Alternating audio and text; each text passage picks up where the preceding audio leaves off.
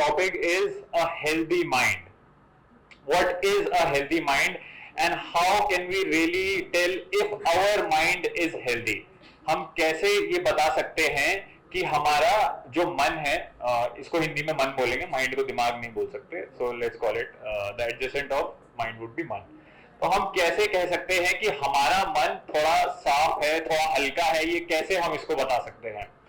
अगर हमारे पास हम कोई एजम्पशन से नहीं चल सकते, हम ये नहीं बोल सकते कि हमारा माइंड ऑटोमेटिकली हेल्दी है, हम ये मान के नहीं चल सकते. हमें टेस्ट ही करना पड़ेगा, थोड़ा समझना पड़ेगा, थोड़ा एक्सपेरिमेंट करना पड़ेगा, थोड़ा फाइंड आउट करना पड़ेगा कि हमारा मन क्या वाकई में हेल्दी है या वो ऑलरेडी बहुत सारी चीजों से बंधा हुआ है, बहुत सारी चीजों के इन्फ्लुएंस में है.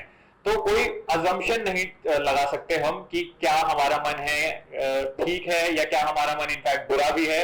हमें और अपने आप को थोड़ा अजम्पशन से फ्री रखना होगा. हमें एक्सपेरिमेंट करके देखना होगा कि हमारे मन की एक्चुअली रियलिटी क्या है, क्योंकि अब किसी भी चीज को हेल्दी डिक्लेयर कर देना बिना उसे टेस्ट करे वुड बी प्रीमेच्योर, राइट? अगर हम अपनी फिजिकल हेल्थ को बोल दें कि हाँ हम ठीक है, हमने कोई ब्लड टेस्ट नहीं कराया, हमारा कोई बॉडी चेकअप नहीं हुआ है और हम मान के चल रहे हैं कि हम हेल्दी हैं, तो ये हमारी ही कहीं ना कहीं इग्नोरेंस है. तो हम मन की जो हेल्थ है वो कैसे असेस कर सकते हैं? हम माइंड को यही ऐसे ही पता लगा पाएंगे कि जो रिस्पॉन्स हम देते हैं सिचुएशंस को, जो हमारा रिएक्शन होता है हमारी ही लाइफ में, वो क्या है और वो किस बेसिस पे है. उससे पता चलता है कि how healthy we are and how influenced or how we are really just a puppet of probably our environment. क्या ऐसा है? ये हमें देखेंगे हम ये जैसे जैसे सेशन आगे बढ़ेगा. तो let's see. First thing is, ma'am told me to make this session a little bit more exciting so that the students will be engaged, right? So you would have my attention and you would be able to listen.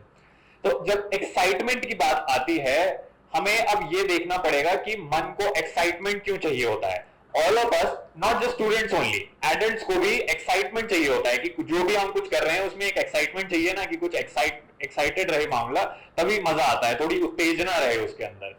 तो ये क्यों चाहिए होती है ये, और हमारी ये प्रेजेंट स्टेट के बारे में क्या बताता है? If I am thirsty, what is my present situation? If I am thirsty, what does it tell me about my present situation?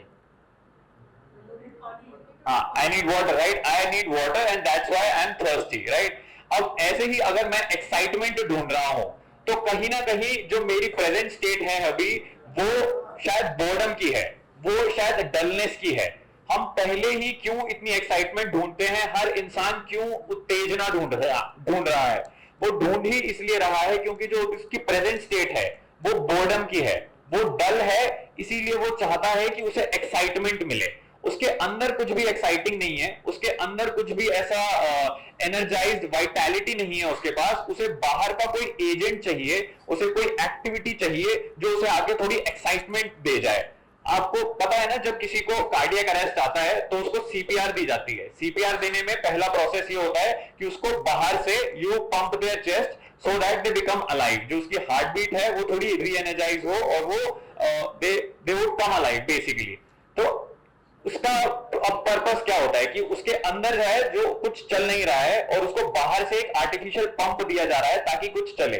क्या ऐसा ही हमारा एक्साइटमेंट ढूंढना नहीं है?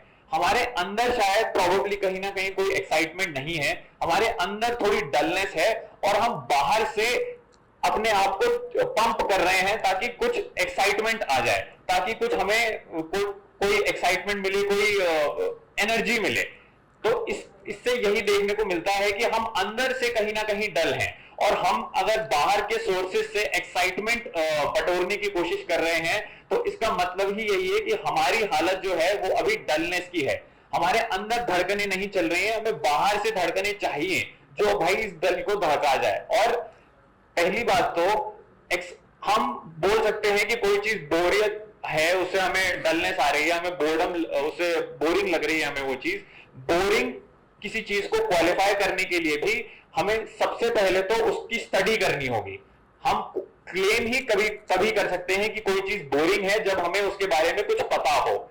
जब हमें किसी चीज के बारे में कुछ पता ही नहीं है तो उसको ऑलरेडी पहले से ही बोरिंग बोल देना ये एक इग्नोरेंस है, ये हमारी ही इग्नोरेंस से निकल के आता है कि हम किसी भी चीज को ऑलरेडी बोरिंग बोल रहे हैं, जबकि हमने उसको समझा ही नहीं है, हमने बस डिक्लेयर कर दिया है, हमने बस मान लिया है।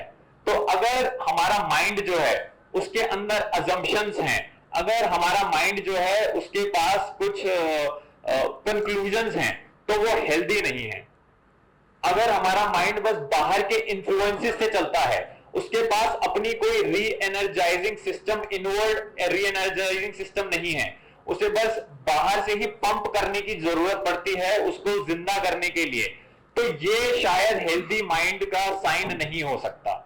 एक हेल्दी माइंड को अंदर से ही रिवाइटलाइज कर सकता है वो अपने आप को, उसे बाहर के किसी सोर्स से एक्साइटमेंट की जरूरत नहीं पड़ती, उसको बाहर के किसी एक्सपीरियंस की जरूरत नहीं पड़ेगी ताकि वो अपने आप को री एनर्जाइज कर सके। हम एक्सपीरियंस की अगर बात भी करें तो एक्सपीरियंसेस क्या हैं? फिर हमें लगता है कि एक्सपीरियंसेस हमें कुछ सिखा रहे हैं लाइफ में। हमारी लाइफ के एक्सपीरियंसेस क्या हमें कुछ सिखा रहे हैं? हम अगर किसी चीज पे कुछ समय पहले गुस्सा करते थे, किन्हीं चीजों को लेके हम बोलते थे कि ये चीजें बोरिंग हैं, किन्हीं चीजों में हम एंग्शियस हो जाते थे, फियरफुल हो जाते थे, तो क्या आज भी वही नहीं है? क्या आज भी उन्हीं चीजों पे हमें गुस्सा नहीं आता? क्या आज भी उन्हीं चीजों को लेके हम फियरफुल नहीं हैं? क्या आज भी कुछ वही सेम चीजों को लेके हमारे पास एक एंजाइटी नहीं है? तो क्या हमारे एक्सपीरियंस हमारे किसी काम के भी हैं? पॉपुलरली तो यही बोला जाता है ना, the experience is the best teacher. Is experience really the best teacher when it comes to psychological matters, when it comes to our life?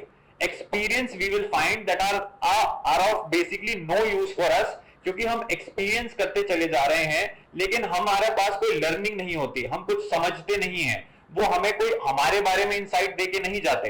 तो एक्सपीरियंसेस, अगर माइंड बस अपने एक्सपीरियंस पे ही डिपेंड करता है अपनी लर्निंग के लिए, अपनी अंडरस्टैंडिंग के लिए, तो वो हमेशा इनकम्प्लीट ही रहेगा, वो हमेशा थोड़ा धोखा ही खाएगा, क्योंकि उसके एक्सपीरियंस कुछ नहीं सिखा रहे हैं उसे। हमारे एक्सपीरियंस इनफैक्ट हमारी ही अंडरस्टैंडिंग, हमारा ही परसेप्शन क्लाउड कर देते हैं। आप कहीं किसी जगह पे गए हो, वहां पे आपका एक्सपीरियंस अच्छा नहीं रहा है, किसी इंसान के साथ आपका एक्सपीरियंस अच्छा नहीं रहा है, तो ऑलरेडी माइंड ने ये अजम्पशन बना ली कि नहीं वो इंसान ही बुरा है, वो जगह ही बुरी थी। ऐसा नहीं होता। Amazon वगैरह पे अगर आपने प्रोडक्ट रिव्यूज भी देखे होंगे, प्रोडक्ट अपने आप में बहुत अच्छा होगा, उसको बहुत सारे अच्छे रिव्यूज मिले होंगे, बट कोई लोग उसे एक एक स्टार रिव्यू देके जा रहे हैं क्योंकि जो उनकी डिलीवरी थी वो अच्छी नहीं हुई, जो प्रोडक्ट था वो अच्छे से नहीं आया, कुछ डैमेज था उसके अंदर, तो उन्होंने पूरे प्रोडक्ट को ही 1 स्टार रेट कर दिया। जबकि उनको रेट तो उनके डिलीवरी सिस्टम को करना चाहिए था ना, जैसे उन्होंने रिसीव करा है, बट उन्होंने यही बोल दिया कि नहीं ये तो पूरा डिलीवरी सिस्टम ही बेकार था, इसलिए उन्होंने प्रोडक्ट को भी 1 स्टार दे दिया। तो हमारी जजमेंट हमारे एक्सपीरियंसेस क्लाउड करते हैं।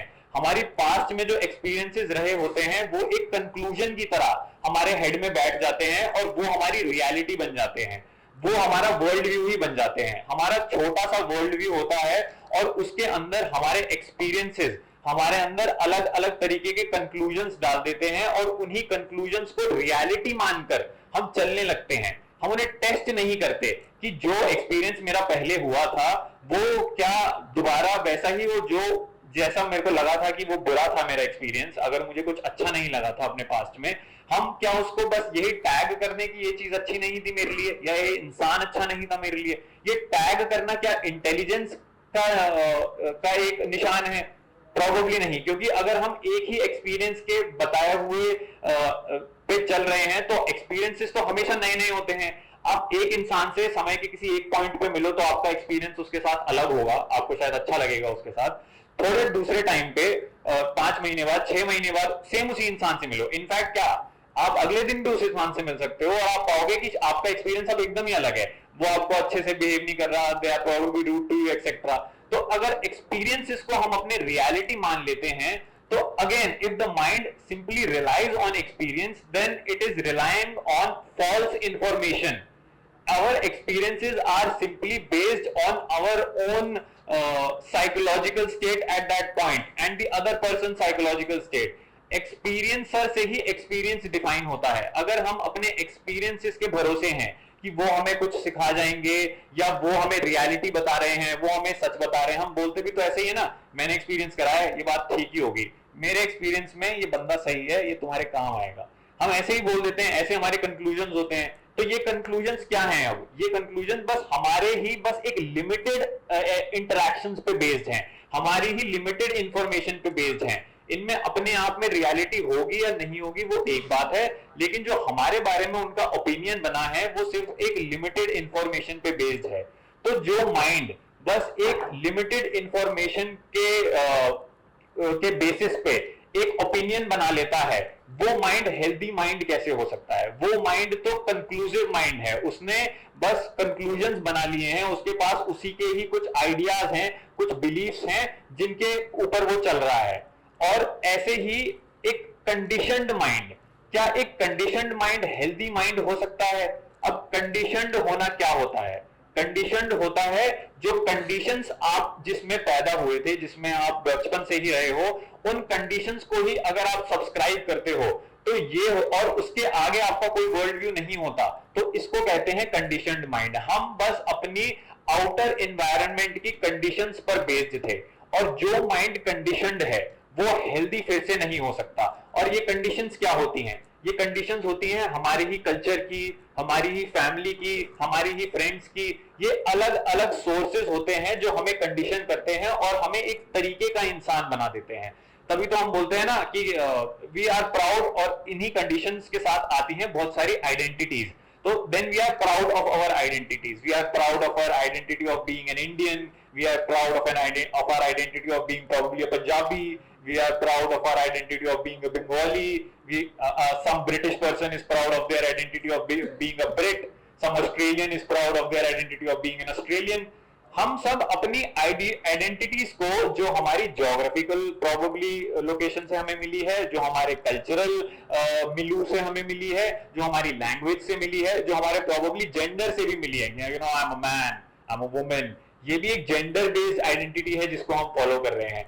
अगर हम एक जेंडर पे, हमारे कल्चरल बेसिस पे, हमारे ज्योग्राफिकल बेसिस पे अपनी आइडेंटिटीज बनाते हैं, तो ये हम अपने माइंड को ऐसे कंडीशन करते हैं और हम लिमिटेड हो जाते हैं, हम उन्हीं से ही आइडेंटिफाई कर लेते हैं अपने आप को। तो ये अपने आप को लिमिटेड करके रखना है, और जब हम अपने आप को ऐसे लिमिटेड कर लेते हैं तो हम बोल रहे हैं कि हम, हमारी आइडेंटिटी ज्यादा है और हम इंसान कम है। हमारी पहली आइडेंटिटी तो इंसान की ही है ना, बट समहाउ वो आइडेंटिटी कहीं पीछे छूट जाती है। कभी किसी को बोलते हुए नहीं सुना होगा कि I am what I am a human being, I am probably, ये सारी लेटर आइडेंटिटीज हैं, मेरे जेंडर की, मेरी कंट्री की, मेरे कल्चर की, एक्सेट्रा, ये लेटर आइडेंटिटीज हैं, but first my identity is of a human being. But वो आइडेंटिटी हमें पता नहीं है कि वो क्या है, तो जो हमारी कंडीशंस के चलते हमारी आइडेंटिटीज मिली हैं, हम उनसे आइडेंटिफाई करने लग जाते हैं। और जब आप उनसे आइडेंटिफाई करते हो तो होता क्या है? हम पैदा करते हैं ग्रुपिज्म, हम पैदा करते हैं tribalism. It then becomes one group versus the other, one tribal, one part of people versus the other part of the people. जो सारी फिर आप कॉन्फ्लिक्ट का जो रीजन है मेन, अगर आप देखोगे पर्सनल कॉन्फ्लिक्ट का भी और ब्रॉडर कॉन्फ्लिक्ट का भी रीजन ही है हमारी आइडेंटिटी से हमारी क्लोजनेस। जितना हम बोलेंगे कि मेरी जो कंडीशनड आइडेंटिटी है, वो एक कल्चर की हो सकती है, वो कंट्री की हो सकती है, वो एक जेंडर की हो सकती है, जितना मैं अपनी इस कंडीशनड आइडेंटिटी से अटैच रहूंगा, जितना मैं इससे क्लोज रहूंगा, उतना ही मैं पाऊंगा कि जो इसके ऑपोजिट है मैं उससे कॉन्फ्लिक्ट में हूं। अगर मैं बहुत ज्यादा अपने आप को मैन मानता हूं, मैं मर्द मानता हूं, तो समहाउ मैं एक औरत से कॉन्फ्लिक्ट में ही रहूंगा कि नहीं नहीं, लड़कियों के तो इतने फायदे हैं, यहाँ तो लड़के ही परेशान हैं। और अगर मैं लड़की हूं तो मैं बोलूंगी कि नहीं, girls have more difficult, boys have it easy, etcetera. क्योंकि हम ये देख नहीं रहे हैं कि प्रॉब्लम तो फंडामेंटल ह्यूमन बीइंग की होती है, लेकिन जब हम उससे कोई आइडेंटिटी अटैच कर देते हैं, किसी कल्चर की, किसी कंट्री की, किसी जेंडर की, तो वहां से हम उस आइडेंटिटी के अराउंड ही अपने पूरे मन को कंस्ट्रक्ट कर लेते हैं।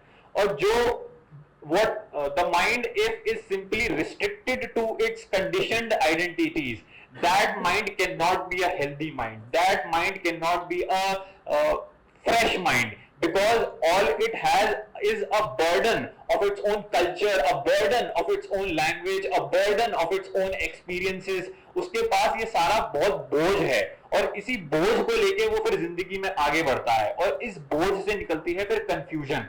हम प्रॉबेबली कंफ्यूज ही रहते हैं, हमें नहीं पता होता कि लाइफ में करना क्या है, कि लोगों के पास जाना है, हमें नहीं पता होता कि अरे वो किस तरीके का होगा, वो किस तरीके का होगा, हम इंफॉर्मेशन निकलवा रहे हैं, अच्छा हाँ तू इसे जानता है ना तो मेरे को बता इसके बारे में, एक्सेट्रा एक्सेट्रा। ये सब हम क्यों करना पड़ता है हमें? क्योंकि हम अपने बारे में कुछ नहीं जानते, हमें अपनी ही आइडेंटिटी का कुछ नहीं पता है, we do not really know how our mind works. इसीलिए फिर हमें ये लोगों के बारे में जानने की ज्यादा बहुत जरूरत पड़ती है, इसीलिए हमें तरह तरह की इंफॉर्मेशन निकालने की जरूरत पड़ती है, because firstly what we are ignorant about, what we really do not know is ourselves। और जब तक हमें हमारे बारे में ही नहीं पता होगा, हम बस कंफ्यूजन से ही अपने आप को घिरा हुआ पाएंगे। कभी कंफ्यूजन होगी कि लाइफ में नहीं पता कि दोस्त किस तरीके के बनाने हैं, कभी ये नहीं पता, और जो होंगे भी वो बस एक कोइंसिडेंस के चलते होंगे, same class, same section, same गली, सेम लोकेशन, और हम प्रोबेबली शायद दोस्त बन गए। ऐसे हमारे इन बेसिस पे फिर हमारी फ्रेंडशिप्स भी होंगी, purely coincidental. There is nothing, no solid basis to our friendships also. और फिर उसमें फिर लड़ाइयां वगैरह होंगी और उससे हमें चोट पहुंचेगी एक्सेट्रा। ये बहुत ही सुपरफिशियल रहेगा, इसमें कुछ भी सब्सटैंशियल नहीं होगा, कुछ भी कंक्रीट नहीं होगा। तो अगर हम अपनी इन आइडेंटिटीज के चलते भरोसे रहेंगे तो हमें लाइफ में भी नहीं पता होगा हमें क्या करना है। क्यों लोगों को इतनी करियर को लेके कंफ्यूजन होती है, क्यों लोगों को किस कॉलेज में जाना है, कहां एडमिशन लेना है, क्यों इतनी कंफ्यूजन होती है? This is not some young person confusion, this is a confusion of a human mind. They really do not know where to go. और जो उनको बताया भी जाता है कि आपको यहां जाना है, तो वो आपको कोई मार्केट ट्रेंड बताएगा, कोई चाचा मामा बताएगा, वो बोलेगा कि देखो यहाँ पे स्कोप बहुत ज्यादा है तो ये ज्वाइन कर लो, यहाँ पे एकदम फट से सैलरी पैकेज मिल जाएगा, ये ज्वाइन कर लो। वो आपको ये ऐसे बेनिफिट्स बताएंगे। और वो क्यों बताएंगे और हमसे क्यों इन्फ्लुएंस हो जाएंगे? क्योंकि हम नहीं जानते कि हमें क्या चाहिए।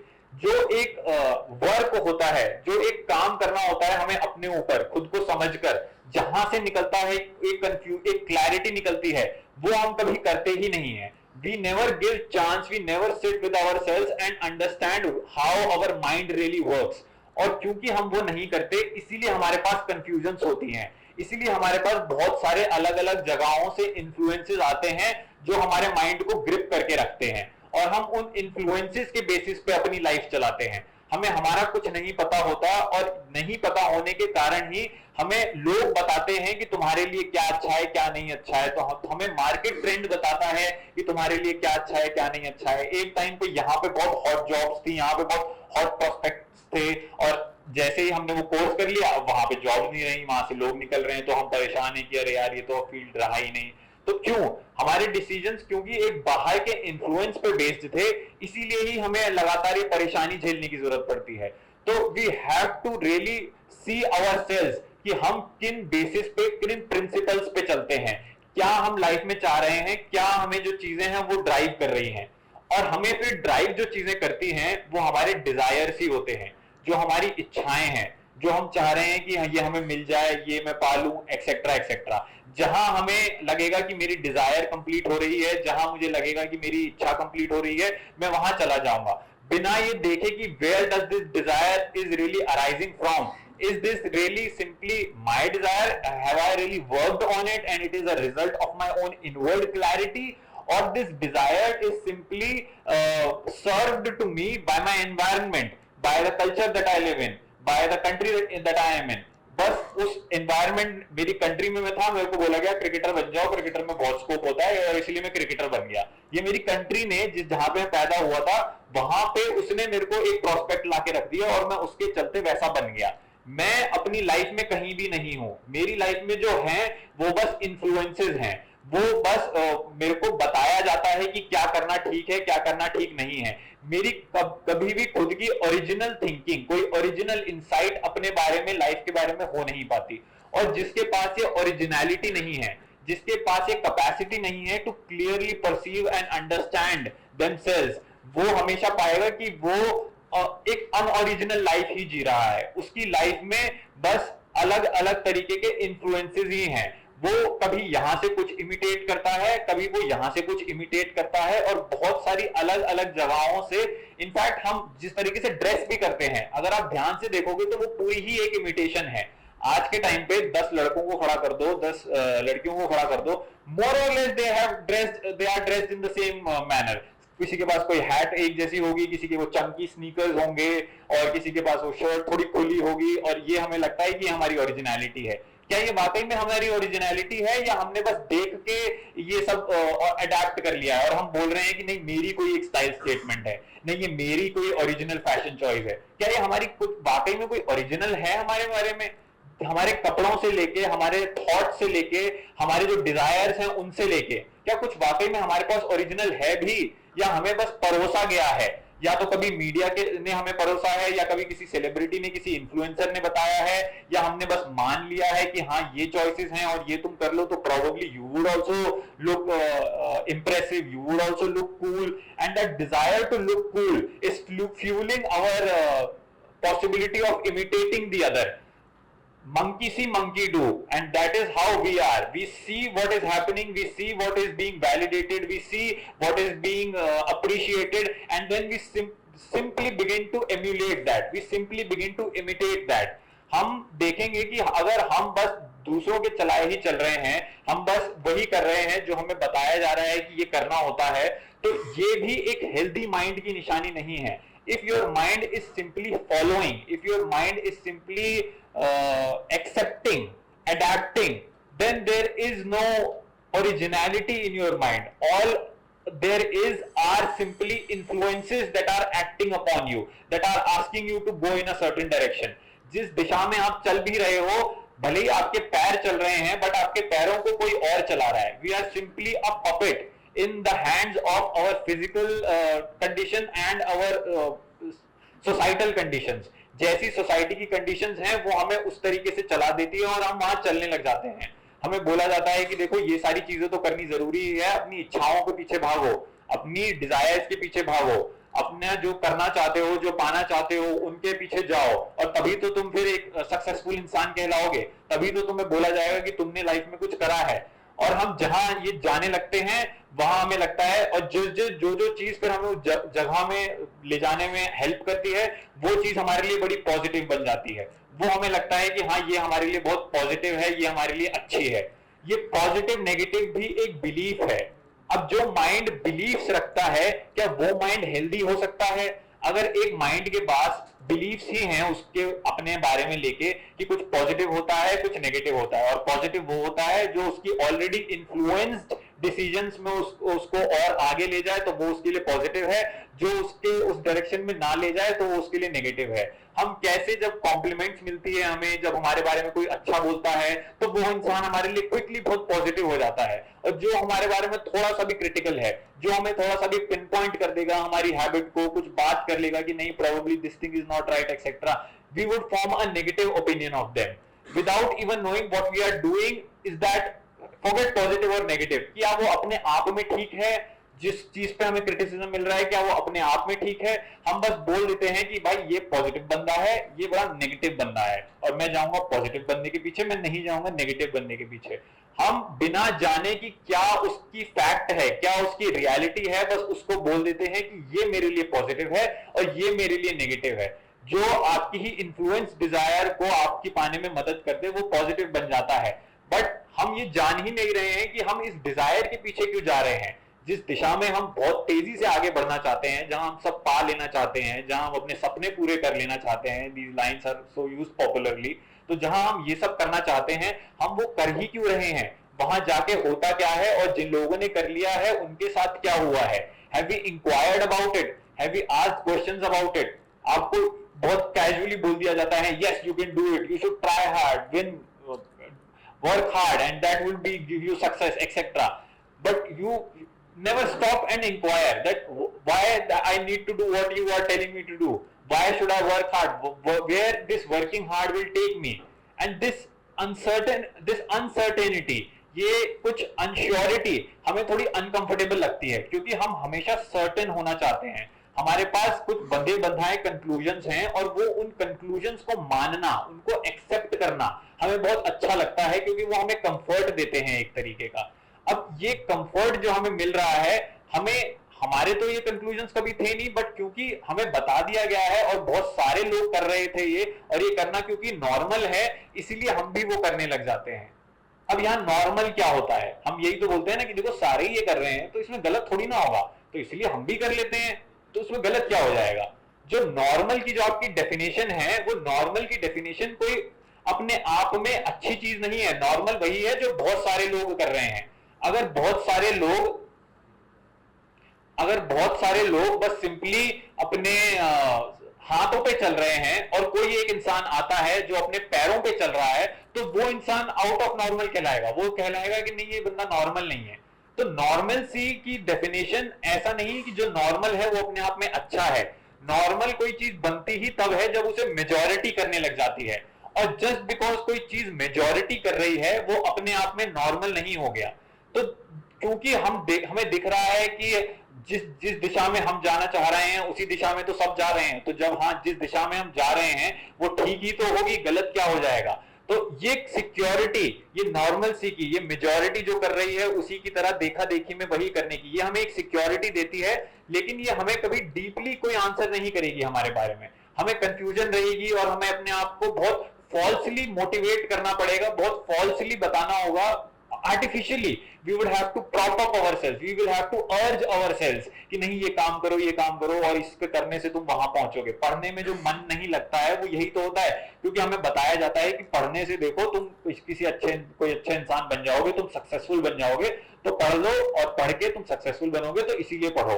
तो पढ़ने में इंटरेस्ट कहां से आएगा, ये बता दिया गया है कि पढ़ के कुछ होता है। पढ़ाई अपने आप में ठीक नहीं है। Knowledge in itself has no value. Knowledge only has value when it gives you something in return.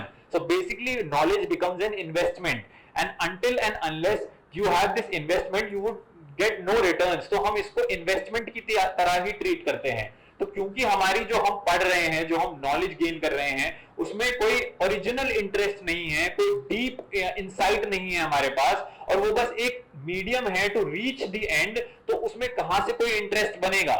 तो इसीलिए ही नहीं इंटरेस्ट बनता है, इसीलिए हम lack of so called motivation, जो हमें बोला जाता है कि लैक ऑफ मोटिवेशन है, कि मन नहीं लग रहा काम करने में, कि एक्साइटिंग नहीं है, एक्सेट्रा, ये सब होता ही क्यों है? क्योंकि जो हम कर रहे हैं वो हम बस एक फॉर्मेलिटी के तौर पे कर रहे हैं, क्योंकि हमें बता दिया गया है, बोल दिया गया है कि ये करना अच्छा होता है, इसीलिए हम उसको करने लग गए हैं। हमें नहीं पता कि ये वाकई में अच्छा है कि नहीं, हमें नहीं जानते हम उसकी कोई भी रियलिटी, और वो बस हम समझने लग गए हैं कि ये करना होता है, ये बता दिया गया है कि ऐसा है, इसीलिए हम उसको करने लग जाते हैं। तो the mind which simply accepts, the mind which doesn't inquire, a mind that doesn't question is a dull mind, and basically is not a healthy mind. For a healthy mind, you have to question.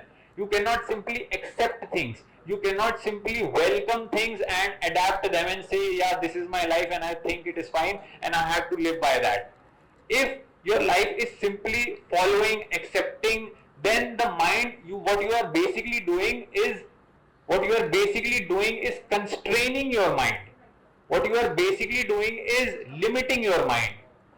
And a mind that has limitations, a mind that is within a boundary, cannot be called a healthy mind. जहां पे हम limit कर देते हैं अपने mind को, अपनी identity से, अपने आइडियाज से, अपने बिलीफ्स से, अपने कंक्लूजन्स से, वो माइंड कभी भी हेल्दी नहीं हो सकता। तो the mind that is limited, the mind which is circumscribed within its own boundaries, ideas and beliefs, that mind cannot be a healthy mind. अभी हमें उस डायरेक्शन में इंटरेस्ट ही इसलिए आ रहा है क्योंकि प्रोबेबली वो ज्यादा एक्साइटिंग लग रहा है, क्योंकि लग रहा है कि वहां पे ना कुछ बहुत अच्छा चल रहा है, इसीलिए all our eyes is sort of glued to that direction. तो यही हमारे बारे में हमें क्या बताता है कि we are too distracted, we are inattentive basically, and it is these things, कुछ exciting, कुछ ये एक वैसा ही है कि हम कहीं जा रहे थे रास्ते पे और कोई पब्लिक लड़ाई होने लग गई, और हम जहां जा रहे थे हमने वो छोड़ दिया, और ये लड़ाई अब हमारे लिए इंपॉर्टेंट बन गई कि चलो अब उस लड़ाई को देखते हैं, और फिर हम जाएंगे वहां, लोगों से पूछेंगे क्या हो गया भैया, क्या हो गया, किसने लड़ाई हो रही है। ये क्यों इतना इंटरेस्टिंग होता है हमारे लिए? क्योंकि जिस डायरेक्शन में हम चल रहे हैं उस डायरेक्शन की कोई इंपॉर्टेंस ही नहीं है, उस डायरेक्शन की हमारे लिए कोई एक्चुअल वैल्यू नहीं है।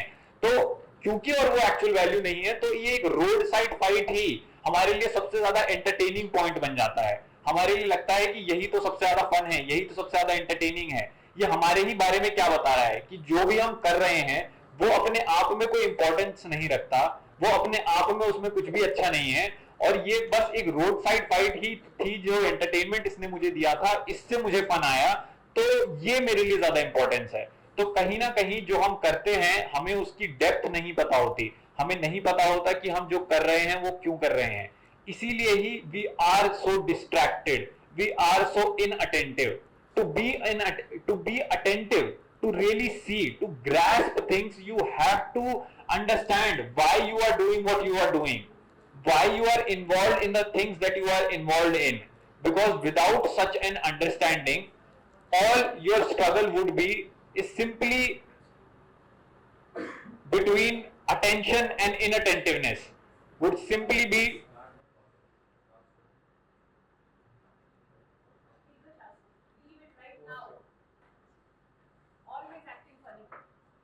No, no, no. Let him say. You were paying attention. You were paying attention. He will not sit here. He's always answering his father.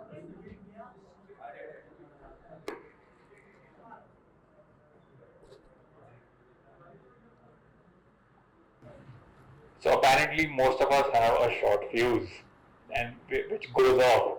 This is also something that we can observe in ourselves. कि ये क्यों होता है? क्यों एक जो जिसको कहते हैं जवान इंसान का खून बहुत गर्म होता है, क्यों why a young person is so hot blooded?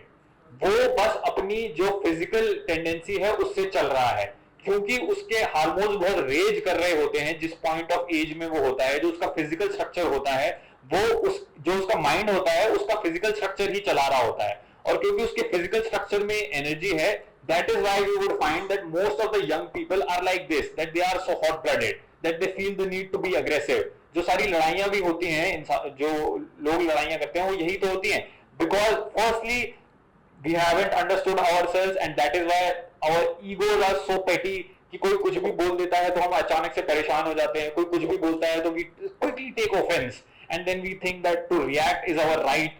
We do not think why we are reacting the way we are reacting. It is like we are a touch me not plant कि अगर जैसे मुझे touch कर दिया तो मैं या तो खुल जाऊंगा या तो मैं बंद हो जाऊंगा या मैं ऑफेंस ले लूंगा. Are we really that sensitive? This sensitivity comes from our own ignorance only. कि किसी ने मुझे कोई कुछ कह कैसे दिया कि why is somebody saying something about me. ये आती ही हमारे बारे में हमारी इग्नोरेंस को लेके है. जितने हम अंदर से इग्नोरेंट रहेंगे अपने बारे में, we would have a lack of knowledge, उतना ही हम पाएंगे कि हम छोटी छोटी बातों में ऑफेंस लेते हैं, उतना ही हम पाएंगे कि हम छोटी छोटी बातों में परेशान हो जाते हैं. यही तो फिर हमें देखना है. अगर ये नहीं है तो this is simply a mind which is dominated, which is influenced, which is dictated by its own physical conditions, which is dictated by its own ignorance. अगर हमारे पास लैक ऑफ नॉलेज है हमारे ही बारे में लेके कि हम जिस तरीके से बिहेव कर रहे हैं वैसा क्यों बिहेव कर रहे हैं, जिन चीजों से हम डरते हैं वो क्यों डरते हैं, हम जिन चीजों को लेके एंग्शियस होते हैं उन चीजों को लेके क्यों एंग्शियस होते हैं, जब तक हमें नहीं पता होगा इनके बारे में कुछ, जब तक हम नहीं जानते होंगे कि हमारा बिहेवियर जिस तरीके से चल रहा है वैसा क्यों चल रहा है, तब तक हम बस ऐसे ही एनवायरनमेंट को रिएक्ट करते हुए पाएंगे. We are simply a puppet under the hands of multiple influences, of social influences, of physical influences, of influences of our own peers, etc. और तभी हम बस छोटी छोटी बातों में अपने आप को ऐसे डिस्टर्ब्ड पाएंगे. इन्होंने अभी बहुत एग्रेसिव बिहेव करा, कोई और होता वो डर जाता, कोई और होता वो नर्वस हो जाता, कोई दूसरा होता वो एंग्शियस हो जाता. तो बिहेवियर अलग अलग तरीके का हो सकता है, बट पॉइंट यहाँ पे यही देखने वाला था कि कैसे इतनी छोटी सी चीज ही begins turns up into something big which was completely unreasonable. ये हमारे बारे में एक इंसाइट है. It tells us about ourselves something, and what it tells us is that कि ये जो अंदर चल रहा है इसका कुछ पता नहीं है हमें. हम नहीं जानते कि हमें क्या चला रहा है, हम नहीं समझते कि क्या चीजें हैं जो हमसे जिस तरीके का बिहेवियर करवाती हैं वो करवाती हैं. हम अपने अंदर ही बहुत कंफ्यूज हैं, एक ब्लर्ब है इग्नोरेंस का. और जब तक हमें हमारे बारे में नहीं पता होता तब तक बस ये बाहर का कोई गुस्सा आया हम बस रिमोट की तरह होंगे.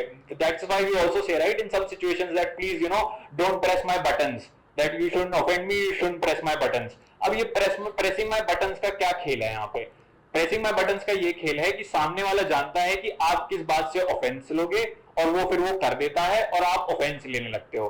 तो उसके पास बेसिकली एक रिमोट कंट्रोल है कुछ स्टेटमेंट्स का, कुछ बातों का, जो वो जानता है कि आप जिस पे ऑफेंड होते हो और फिर वो उसको बस वो बोलना है और आप वो ऑफेंड हो गए। तो उसने बेसिकली एक बटन दबाया और हमारे अंदर वो बटन दब गया and we reacted the way we reacted. तो ये क्या है कि हम बस इन्फ्लुएंस से कंट्रोल हो रहे हैं, हमें नहीं पता हमारे बारे में, हमें रियलिटी नहीं पता कि ये सब क्यों है। ये जो बटन है हमारे अंदर कहीं ना कहीं हम ही, we only give permission to these sort of things, we only are complicit in our own offense. अगर हम नहीं देखेंगे हमारे अंदर ऐसा क्या है जो हर्ट हो रहा है, हमारे अंदर वो क्या इमेज है जो हमने अपने बारे में लेके बना रखी है जो ऑफेंड हो रही है, तब तक हमें कोई रियल इंसाइट नहीं मिलेगी। अगर कोई हमें बोल देता है you are a really stupid person, you are a bloody idiot, और क्योंकि हम अपने आप को कहीं ना कहीं इंटेलिजेंट माने हुए हैं, हम अपने आप को शायद स्मार्ट मानते हैं, और ये जो अटैक आया है जिसको हमें जो इडियट बोल रहा है, जो हमें स्टूपिड बोल रहा है, वो अटैक हमारी जो हमारे दिमाग में इमेज है of a smart person, of an intelligent person, वो उसको कहीं वायलेट कर देती है। और जैसी ये वायलेट होती है तो हम अचानक से रिएक्ट करते हैं। हम इसीलिए ही रिएक्ट करते हैं क्योंकि हमारे जो दिमाग में हमारी इमेजेस होती है, if somebody calls us ugly and in our head we think we are beautiful, so then we will take offense because we think that we have to be beautiful and how can anybody call us ugly, and as soon as someone calls us ugly we react because what they have done is that they have challenged the image that we have about ourselves, they have challenged the idea that we have about ourselves. That idea could be that we are intelligent, that idea could be that we are beautiful, that idea could be that we are smart. हम जब तक अपने बारे में ideas लेके चलेंगे तो जो उनके कॉन्ट्रेरी आइडियाज होंगे, जो ऑपोजिट आइडियाज होंगे, जो उसको कॉन्ट्रेडिक्ट करते होंगे, हम उससे ऑफेंस ले लेंगे, हम उससे अपसेट हो जाएंगे, हम उससे डरेंगे। तो ये जानना कि अपने बारे में हम जब तक कोई इमेज बना के रखेंगे, a healthy mind doesn't have a image about itself, we all have images about ourselves. हम कुछ ना कुछ समझते हैं अपने आप को कहीं ना कहीं, और ये देखना पड़ेगा फिर ऐसा क्यों है, why we think of something about ourselves, why we carry images about ourselves, why we have some pictures that this is me, that this is what defines me. Have we really tested them out? Have we really checked? Have we really inquired that are these images really even true, or they are simply our own ideas that we have made up in our head and probably they have no basis in reality. अगर हम अपने ही बारे में ideas को लेकर चलते हैं तो हमारे पास बस और बस बिलीफ्स ही हैं, और इन्हीं बिलीफ्स से फिर फियर्स भी आते हैं। If somebody has a belief they would automatically have fear. अगर उसके पास एक बिलीफ है that you should be around people, that you should be with other people, that you should socially have a good life, etc., so that person would have an immense fear of loneliness. They would fear being alone, they would fear being by themselves. वो अपने आप से ही एक तरीके से अपने आप को भागता हुआ पाएंगे। हम क्यों साथ में बहुत लोगों को ये देखने को मिलेगा हमें कि we struggle to be with ourselves, we struggle to be with our own ideas, with our own thoughts, or and if we constantly seek company, if we constantly seek entertainment, if we are alone, we just simply pick up the phone and just start scrolling or do whatever. If we are constantly doing that, which basically means that we are unable to be with our own self. हम जैसे हो गए हैं, हमने जैसा अपने आप को बना लिया है, हम ही हमारे साथ नहीं रह पाते, हम ही हमारे साथ अनकंफर्टेबल हैं, and that exactly what loneliness is. Loneliness is nothing but our own inability to understand and learn about ourselves. और ये फियर फिर हमारे अंदर रहेगा ही। जो जितना अपने आप को बस अपने अपने बारे में ही सोचेगा, वो सोचेगा कि उसको कोई आइडिया नहीं होगा फर्स्ट ऑफ ऑल कि what world really is and who really I am, and they would think themselves of an individual entity, और वो हमेशा से ही इसी बेसिस पे चले होंगे कि वो एक इंडिविजुअल है और हमें हमारे बारे में सोचना होता है एक्सेट्रा। ये पूरी लाइन ऑफ थिंकिंग ही आपको बहुत आइसोलेटेड बनाती है, आपको सेपरेट करती है अपने ही एनवायरनमेंट से और आसपास के बेसिकली वर्ल्ड से। और जितना हम सेपरेट होते हैं उतना ही हम लोनली होते जाते हैं, उतना ही हम अपने आप को आइसोलेट करते हैं। तो this isolation is nothing but our own self-centered behavior. The more self-centered we are, the more lonely we become, and the more lonely we become, the more we seek company. The more we seek friendships, or more we would seek the company of the other, and the more we would seek entertainment. हमें ये सारी चीजें चाहिए ही इसलिए होती हैं ताकि हम जैसे जो बन गए हैं हमें उसको फेस ना करना पड़े. हमें उसके साथ we shouldn't be we that we can somehow avoid being in terms with that we can somehow avoid being in contact with that, and we then have to be in contact with that because we really have to live with ourselves. हम भले ही अपने आप से भागते रहें लेकिन हम खुद से भाग के आखिर जाएंगे भी कहाँ. रहना तो हमें हमारे ही साथ है ना, हमारे इस माइंड के साथ है जिसके पास बहुत सारे बिलीफ्स हैं, जिसके पास बहुत सारे कंक्लूजन्स हैं, जिसके पास बहुत सारे आइडियाज हैं, जिसके पास बहुत सारी इन्फ्लुएंसेस जिस पे एक्ट करते हैं. अगर हम इसका ही ध्यान नहीं रखेंगे, इसके बारे में समझेंगे नहीं, इसके बारे में हमारे पास अगर कोई इंसाइट नहीं होगी जो हमारी खुद की होगी, तब तक हम इसको देखेंगे कि ये हमें हमेशा ही परेशान कर रहा है. हमारे ही thoughts would bother us, and that is what overthinking is. Overthinking is simply your own thoughts bothering you. The way you think, what you have become, that bothers you, and that comes up in your thoughts, and those thoughts move from one imagination to another, one fictional scenario to another, and those fictional scenarios that you go over in your head constantly becomes overthinking, and that bothers you. Overthinking is nothing but your own construction of yourself bothering you. Your own reality of who you are is what is bothering you. We have to really see them. We have to come in contact with our own self. What is the company that we keep? Where does our time go during the day? What is the thing that we dedicate most of our time? What our eyes really see and what our eyes turn away from? What our ears really hear and what our ears are shut off? What our mouth speaks and what it does not.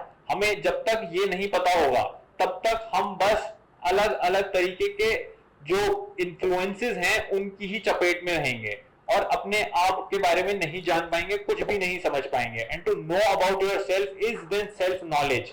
We say knowledge is power, but what really is power is self knowledge. Until unless we know ourselves, there would be no freedom, there would be no sense of emancipation within us, there would be no sense of freedom within us. And then we will find that we are simply under most of these influences. These outward things would begin to dictate us, and that mind which is dictated by outward influences, which is dictated by something that is out there, that mind cannot be a healthy mind. And that is where uncertainty begins, because when we begin to question ourselves, when we really ask what is our opinion and what is the fact, what is our idea and what is really the truth, when we begin to differentiate between that, we see that we become uncertain, that there is a unsurety within us, that we are uncomfortable, and that uncomfortability is then good, because what you were comfortable with were just fancies, were just fantasies that your own mind had projected, were just some ideas and beliefs that you were deriving comfort from. They had no reality. The comfort of belonging from a community, the comfort of belonging from a country, the comfort of our own beliefs, all of these comforts that we had were just simply false, they did not have anything substantial to them. And when we begin to question that, we will find that we have nothing to rely on, that there is no support, that there is no crutch that we can hold on to, that we can support ourselves entirely. And that is where you are completely, for the first time, free to look and observe. And then the mind becomes unhealthy. The mind which is not bothered by uncertainty, the mind which is not bothered to experiment to find out. The mind which does not get fearful as soon as it sees insecurity, as soon as it faces vulnerability. The mind that is truly vulnerable is a secure mind, is really a healthy mind. Unless our mind depends upon relationships, unless our minds depends upon some beliefs, some ideas, we simply have crutches that support us. We simply have a lot of support points that we are holding on to, that we are clinging on to, and that will become our life story. किसी एक चीज को पकड़ेंगे ताकि उससे हमें आराम मिल जाए, किसी दूसरी चीज को पकड़ेंगे ताकि उससे हमें सपोर्ट मिल जाए. हमारे पास ऐसा लगेगा कि हमारी खुद की टांगे हैं ही नहीं खड़ी होने के लिए. उनके होने के बावजूद भी हमें लगेगा कि हमें दूसरी जगहें चाहिए, हमें दूसरे सपोर्ट चाहिए. जब तक हम अनसर्टेन नहीं होंगे, जब तक हम वल्नरेबल नहीं होंगे, जब तक हम अपने ही बिलीफ्स को क्वेश्चन नहीं करेंगे, तब तक कुछ भी ओरिजिनल, तब तक nothing that is really strong and powerful within itself, you won't find it, you won't be able to get to it. As long as we hide behind our beliefs, as long as we hide behind our predetermined conclusions that we have, कि जिंदगी में तो success ही पानी होती है, या जिंदगी में तो अपनी इच्छाओं के पीछे भागना होता है, जिसने जितनी इच्छाएं पाली वो उतना सक्सेसफुल हो गया. जब तक हमारे पास ये कंक्लूजन्स हैं, तब तक हमारे पास जो है वो हमारा है ही नहीं, वो हमें कहीं से मिला है. जितना हम अपने डिजायर्स के पीछे जाते भी हैं, जितना हम अपनी इच्छाओं के पीछे भागते भी हैं, आप ये सोचो अगर ये इच्छाएं नहीं है हमारे पास, if we really don't have these desires, what do we really have then?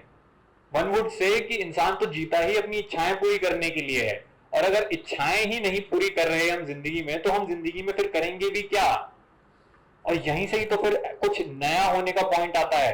यहीं से ही तो फिर there is something that is fresh, that is new, that can happen with you, because now you are not dictated by your desires. Now what you are surrounded with is really nothing, and that is when you can begin fresh, that is when you can begin a new.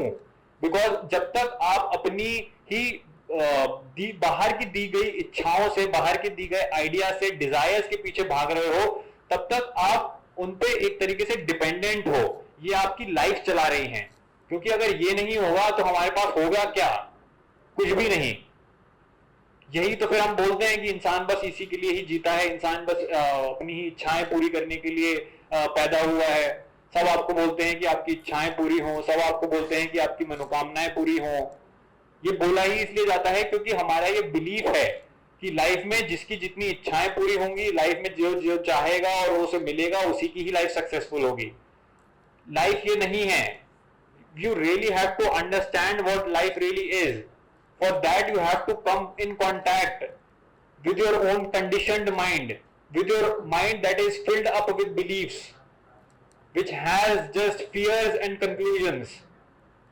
हमारे पास अलग अलग तरीके के fears हैं. That fear somewhere may be a fear of public opinion, that what might others think of me. लोग मेरे बारे में क्या सोच रहे हैं, हमें इस चीज की बहुत परवाह होती है. And then we try to fit in, then we try to act according to some things, then we try to act according to some rules, and because others are acting according to those rules, we will find that we are also somehow forced to act according to those rules, because we have nothing really which is original, which is authentic in our life. We have these rules that people give us, that you should be respected, that you should have a reputation, you should have a position, that you should have some power. And then we would just pursue these things with a blindfold on in our eyes. We would just simply run to pursue power, to pursue position, without knowing that why do I really need to pursue power. The one who pursues power is indirectly declaring that they are powerless. The one who is pursuing position is indirectly declaring that they really have no position right now, that they are really nothing. One who is trying to achieve something, achievement in the sense that we understand it, that you should achieve all your dreams, the one who is trying to achieve all of those things, really within themselves they are nothing right now. And that is why they feel the need that after achieving these things would validate me, these things would confirm my identity, these things would support my existence. जब हम इन चीजों के पीछे भाग रहे हैं, इसका मतलब ही यही है that we are indirectly declaring that we are somewhere weak, that we are somewhere incomplete, that we are not enough, that these outward things would come to me, and when I have achieved them, they would complete me, they would make me whole, that they would make me something which I am not right now, because what I am right now is really nothing. This belief you have to check, this belief you have to question, that is there any reality to this? Am I really nothing? That is why we seek peers, the support of our peers. That is why we seek validation of our peers, because within us we really don't know who we are, and so we need for our peers to tell us who we are, कि लोग हमें आके पूछें, कि लोग हमें बोले कि हाँ तुम ये हो, क्योंकि हम नहीं जानते हम क्या हैं, इसीलिए हम लोगों से सुनना चाहते हैं कि आप क्या हो, क्योंकि हमें पता नहीं है कि रिस्पेक्ट क्या होती है, इसीलिए हम चाहते हैं कि लोगों से हमें रिस्पेक्ट मिले। जो रिस्पेक्ट मांग रहा है वो अपने आप में अनश्योर है खुद को लेकर, वो नहीं जानता अपने ही बारे में कुछ भी, उसको नहीं पता है वो कौन है, और इसीलिए वो खुद को छोटा मानता है और वो चाहता है कि दूसरे मुझे आके बताएं कि आप देखो कितने बड़े हैं। ये भी तो बोलते हैं ना कि अरे ये बड़ा आदमी है, बड़ा आदमी है, ये बड़ा आदमी है, ये किस बेसिस पे बोल रहे हैं? तो सबने क्योंकि ये मान लिया है कि बड़ा तो बहुत सारी चीजें इकट्ठा करके, बहुत सारे पोजेशंस के बाद, जितनी बड़ी और जितना बड़ा आपका बेसिकली बैंक अकाउंट, उतने बड़े आप आदमी। क्या ये होगी बड़े आदमी की definition? Should we challenge that? Somewhere in the back they are nodding their head that यही है बड़े आदमी की डेफिनेशन, जितना बड़ा बैंक अकाउंट उतना बड़ा आदमी। Is that really so? You could have a big bank account and you can be at the same time extremely petty, extremely egoistic, full of an empty pride about yourself. And does that make you really a bigger person? No, it doesn't. So then we have to see what is it that makes us really whole, complete. Because if these outside so-called things are not completing us, are not making us whole, then what is it that will make us whole? Our understanding about ourselves, knowing who we are in moment to moment of our life, that where we are petty, that where we are fearful, किन चीज़ों को लेके हम डरे हुए हैं, किन चीज़ों को लेके हम एकदम ही एक्साइटेड हैं, किन चीज़ों में हम एक्साइटमेंट ढूंढते हैं, और क्यों हम उनमें एक्साइटमेंट ढूंढते हैं? क्योंकि दुनिया भी तो उन्हीं में ही एक्साइटमेंट ढूंढ रही है, तो इसीलिए हम भी लग जाते हैं उन्हीं में ही एक्साइटमेंट ढूंढने। Are they really that exciting? Is really drinking a bottle of beer on the top of your car is really that exciting? You have to question it. I am hearing some yeses, but what you are really following is a Bollywood picture, something filmy that some directors have given to you, and you think doing that would make you some respectable, or doing that has really some adventure. What really is adventurous is to question your own existence, is to doubt yourself, because nobody really does that. We are so full of ourselves. We have this almost arrogant confidence about ourselves that we are right, that yeah, we know things, that we are someone. And who challenges this arrogant attitude of theirs? They are someone in themselves. They are adventurous. They are seeking something what is really real. Not the person who is driving car in full or at full volume and telling people that, you know, look at me. They are asking you to look at them because they haven't looked at themselves. उनको अपने से ही नफरत है, इसीलिए चाह रहे हैं वो कि लोग एटलीस्ट मुझे देख के खुद को बता दें कि हाँ मेरे में कुछ है जो वर्थवाइल है, मेरे में कुछ है जो पूछने लायक है। क्योंकि हम अपने आप से नफरत करते हैं, इसीलिए हम चाहते हैं कि लोग हमसे आके प्यार करें। तो जो भी चाह रहा है, जो भी लोगों से प्यार मांग रहा है, जो भी लोगों से अटेंशन मांग रहा है, वो कहीं ना कहीं खुद से परेशान है। वो कहीं ना कहीं खुद से ही they have this sense of disgust toward themselves. जो जितना अटेंशन मांगता है इंसान दूसरों का, वो उतना ही एक्चुअली अपने आप को अटेंशन नहीं देता। और क्योंकि वो जानता है कि जैसा वो है वो अटेंशन देने लायक नहीं है, इसीलिए जब लोग उसे देते हैं तो उसे कंफर्मेशन मिलती है कि किसी ने तो मुझे पूछा, किसी ने तो बोला कि हाँ मैं कुछ हूं, 2 लोगों ने तो सही देखा तो मुझे एटलीस्ट। हम जब तक बाहर से वैलिडेशन मांगते रहेंगे तो हम बस कुछ नहीं कर रहे हैं, we are out with our begging bowls, asking for attention. कभी किसी बड़े का, कभी किसी ऑपोजिट जेंडर का, कभी किसी जॉब पे किसी बड़े इंसान का कि हमें जॉब दे दो। We are always out with our begging bowls, asking something from people, asking attention, asking power, asking for love also. Is that really how we are going to receive it? Out with our begging bowls, asking others to give us something. We really have to find these things within ourselves, and that will begin when we question ourselves, when we learn about ourselves. Otherwise हमारी हालत यही होगी, हम भले ही red light पे नहीं खड़े होंगे, but psychologically we would be a भिखारी only, asking for things, asking for attention, asking for respect. हम चाहते हैं ना कि मैं इज्जतदार इंसान हूं, मेरी लोग इज्जत करें, मेरे को इज्जत मिलनी चाहिए। ये वही बोलता है जो अपने आप में बहुत पेटी है। जो दूसरों से इज्जत मांग रहा है वो जानता है कि वो इज्जत करने लायक वाकई में नहीं है, और ये इंफॉर्मेशन ही उसे दूसरों से अपनी इज्जत मांगने को फोर्स करती है कि भाई you should respect me. And the healthy mind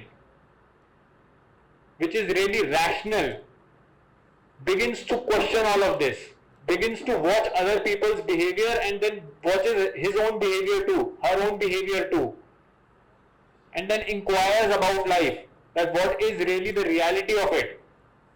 The systems that we believe in, the ideas that we think are really real, they inquire about it.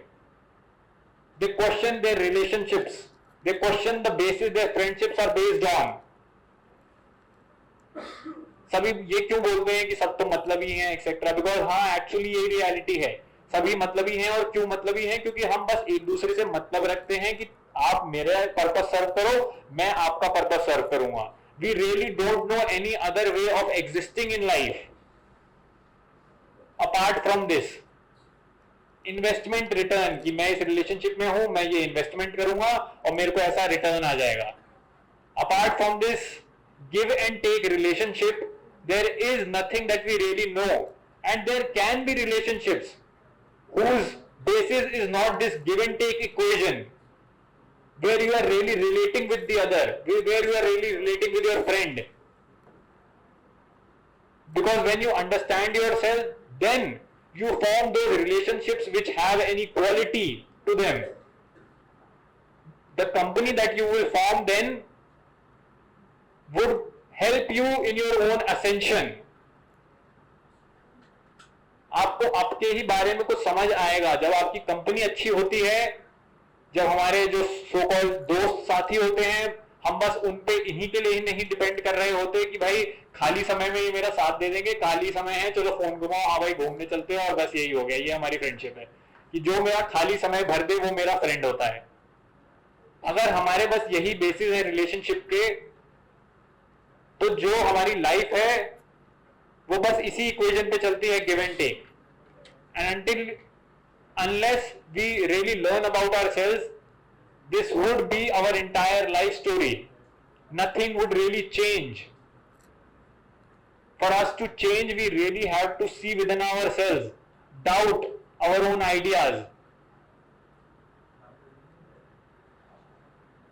Because nothing original can come out of following other ideas, of following other people's beliefs, of following the norm which normally goes on. Normalcy doesn't result in excellence. One has to doubt so that one can finally come upon that which is really original and authentic. And authenticity is what heals the mind. Authenticity, that questioning, that inquiry about your own behavior, that is what makes your mind healthy and active. Otherwise, all we have are dull minds that are eager to follow, accept, and be told that this is what you have to do.